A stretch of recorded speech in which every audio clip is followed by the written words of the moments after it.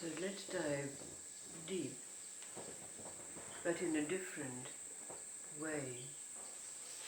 Let's dive deep into the mandala, the crucible that contains not only all aspects of our own psyche, but all the sacred symbols and archetypes and numbers of all the ages. In a time long ago, in a place far away, there was a woman who every day when she went down to the well to get water would see her neighbors with one child, two children or more on their hips. But in all this time, she herself remained barren, even though she prayed and pleaded with the gods to give her a child. But there was one night, and it was on a night when there was a full moon, and we could say that it was also at what is called the witching hour. After tossing and turning as she did for most nights, she got up and went outside and again prayed and wailed, saying, "Please, I beg you, let me beget a child. I don't care what form it takes, I will love it." And so it was found not long after that she was indeed with child. But when she gave birth, to her and everyone else's surprise, she gave birth to a camel. Now she nursed and nurtured this camel that she called Jimal, which means little camel. And Jimal grew into a strong and handsome animal. But there came a time when Jimal came to his mother and admitted to her, "I am the son of the king of the djinns, and your prayers at that time called me forth. But now it is time for me to be married. I must find a bride." So like any good mother, she went to a matchmaker to find a suitable bride for her son.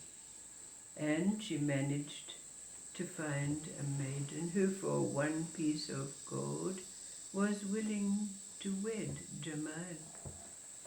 But when in her finery she was brought in front of Jimal, he refused. He said, "I will only wed the youngest daughter of the Sultan of our realm." But his mother was aghast. "How could we, impoverished as we are, even think of finding a bride for you who is a princess of the realm?" But Jimal insisted, and mothers, being what mothers are, could not refuse her son. So she presented herself at the palace of the Sultan, and when she was brought into his presence and he asked her what it was that she wished of him, she told him that she wished his youngest daughter for her son Jimal, who was a camel. Now, of course, the king, he was a fair and compassionate being, but he laughed up his sleeve at this, but he did not give that face to the old woman. But he said, yes, your son can be wed to my daughter if you can produce her bridal price. And he said her bridal price is her weight in gold. Well, of course, the old woman went back to Jimal and said, what can we do? But Jimal said, go back to the Sultan and tell him this and this and this. So, of course, his mother did what she was bid, and fulfilling this request, the Sultan had brought forward all his camel tears and their camels, and being guided by Jimal, they were taken to a certain rock. And when Jimal stood in front of that rock, the rock opened to reveal a cavern which was filled with gold and jewels of unbelievable worth, much, much more than the Sultan would have expected that his daughter would weigh. So, of course, when these camels were loaded up with this great treasure, he could not but keep his word and allow his youngest and most beloved daughter to be wed with Jimal. Now, of course, the people at large thought that the Sultan had lost his mind, lost his marbles. How could he let his daughter be wed to a camel? And of course, the daughter, the princess, wept and wailed, but she could not refuse her father, the Sultan. So the wedding was arranged. But the day of the wedding was a day of great sadness and very somber for the populace, when the princess was paraded in her wedding finery to meet her husband.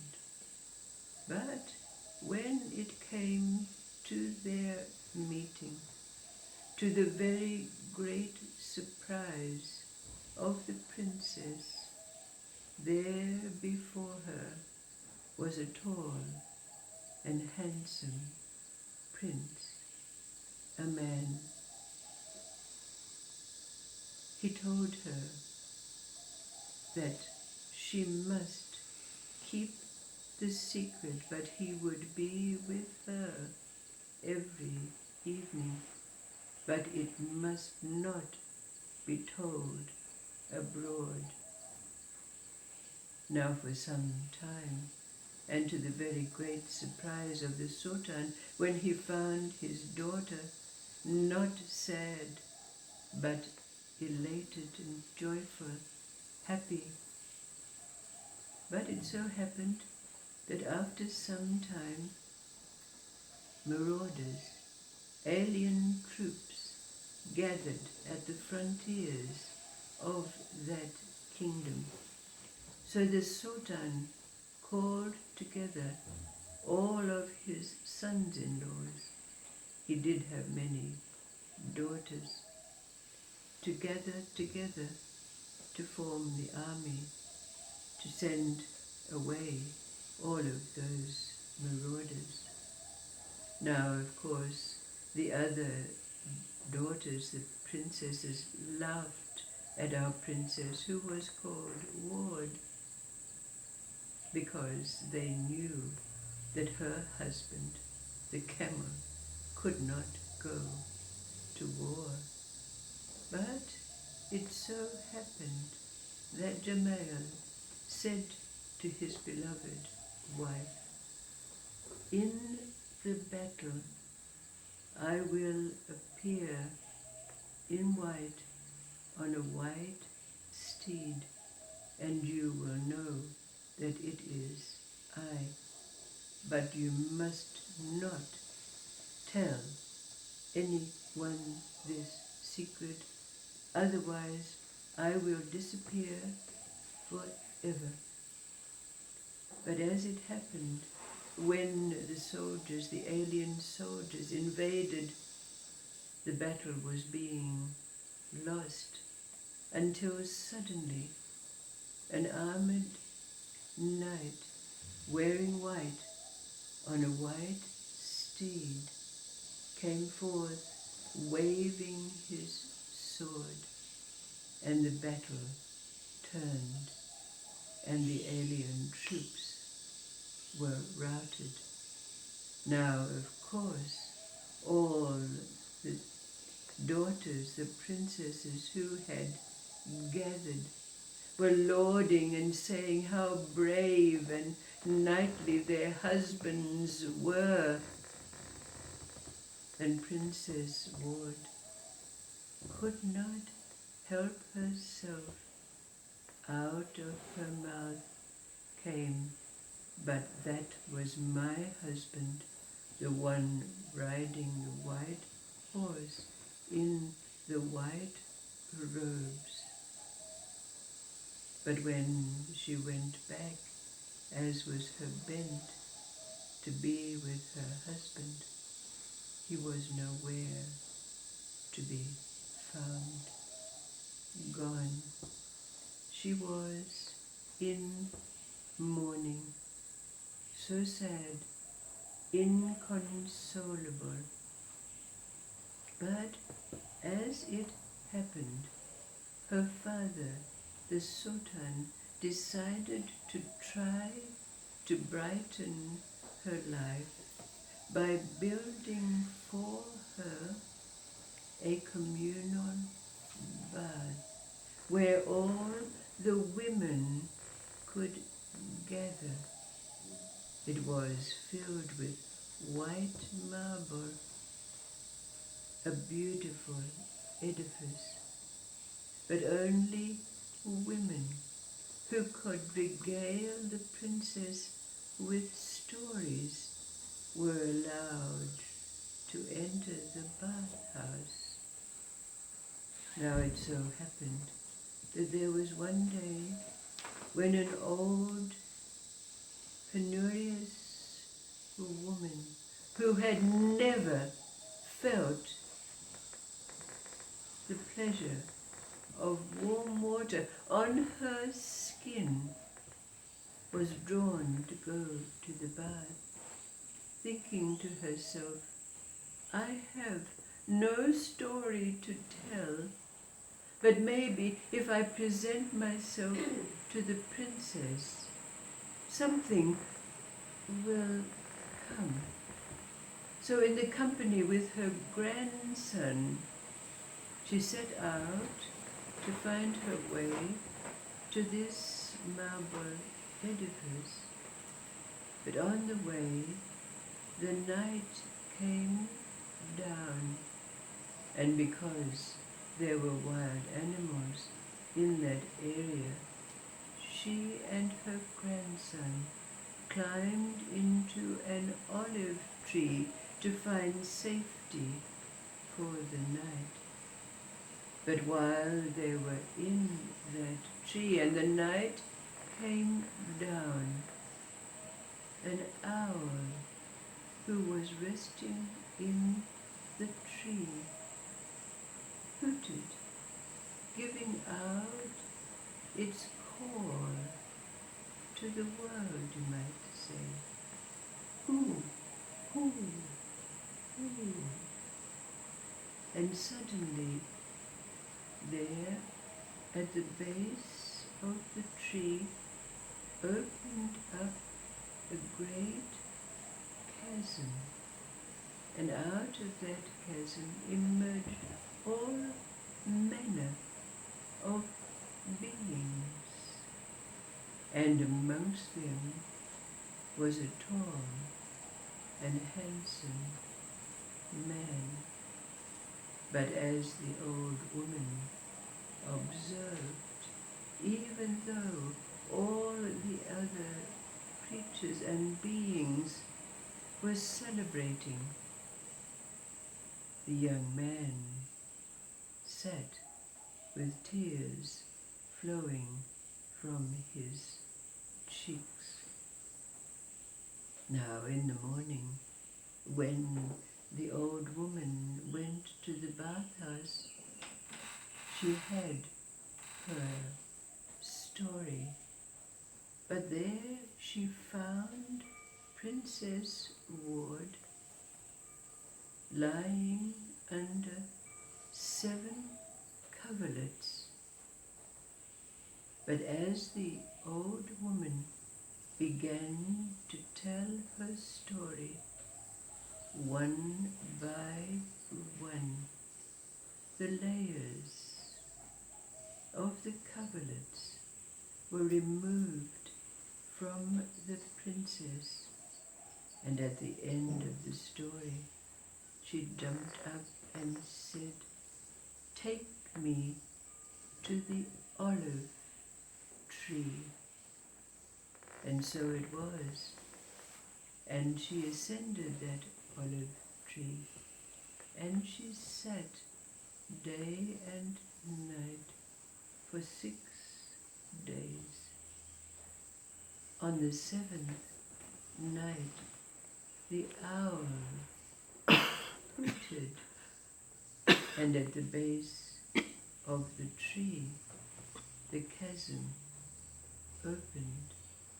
Again, the creatures and beings emerged to cavort, and there was a handsome young man with tears continuing to flow.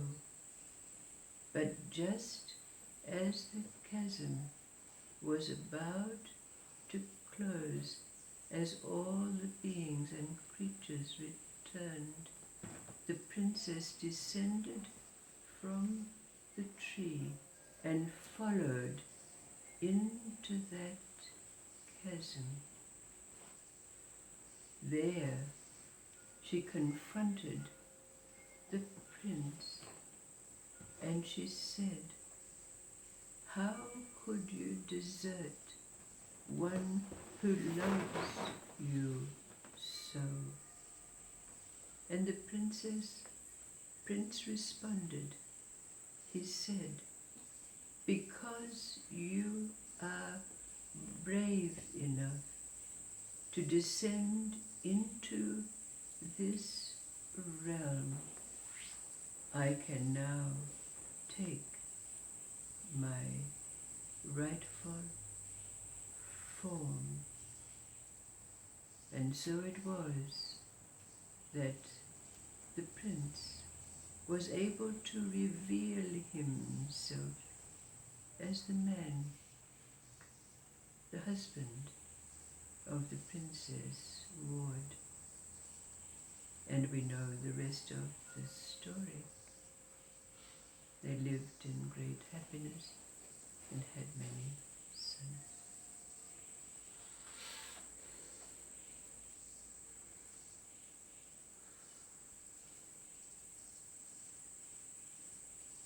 To dive deep in this way into the Mandala, the crucible that contains all aspects of our psyche, and all the sacred symbols and archetypes and numbers of all the ages.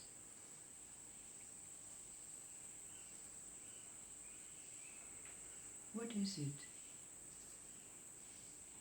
that we evoke?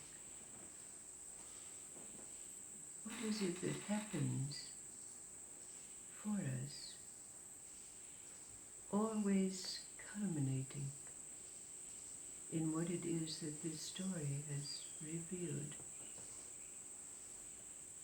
A wedding,